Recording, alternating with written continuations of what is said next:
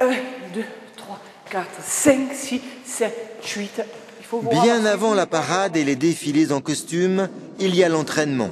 Au moins 4 heures par semaine. Pour apprendre à manier le bâton dans la pure tradition des majorettes, il faut en moyenne 6 mois. Et celles de Marseille ne se contentent pas d'une seule baguette. Cette année, elles ont décidé de doubler la difficulté.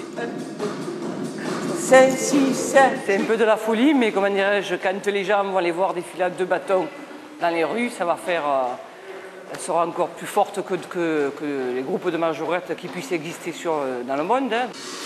Et dans le monde, depuis quelques années, les majorettes se sont mises au pompon. Moins technique que le bâton, mais plus glamour. La majorette de 2011 assume pleinement son rôle de pom-pom girl.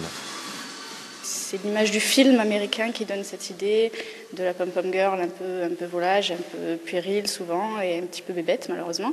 Mais c'est une fausse image, donc on essaye nous d'effacer ça et de redorer un petit peu l'image de la pom-pom girl puisque on n'est pas du tout comme ça. À Marseille, elles ne sont plus qu'une petite quinzaine à aimer se faire belle pour les parades des carnavals ou bien des corsos fleuris ou encore des fêtes de village. Une passion qui pour elles n'a rien de désuet et qui relie à la fois le sport et le spectacle. Ça ressemble un peu à la danse, je trouve pas que ce soit plus démodé parce qu'il y a des costumes, tout ça, on pense un peu aux majorettes américaines. Je pense que non, c'est bien, c'est moderne et puis en plus on fait des sorties un peu partout en France ou à l'étranger, je trouve ça bien, on fait des visites culturelles en quelque sorte. Dans les années 80, il y avait encore des dizaines de troupes de majorettes dans la région. Aujourd'hui, il n'y a plus que celles de Marseille.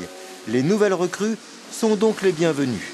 Je ne sais pas pourquoi, les filles sont moins motivées qu'avant, mais une fois qu'elles se sont inscrites et qu'elles viennent au club, elles reconnaissent qu'elles auraient dû le faire plus tôt. Les majorettes de Marseille assurent plus d'une trentaine de parades chaque année dans la région, mais aussi en Italie ou en Espagne.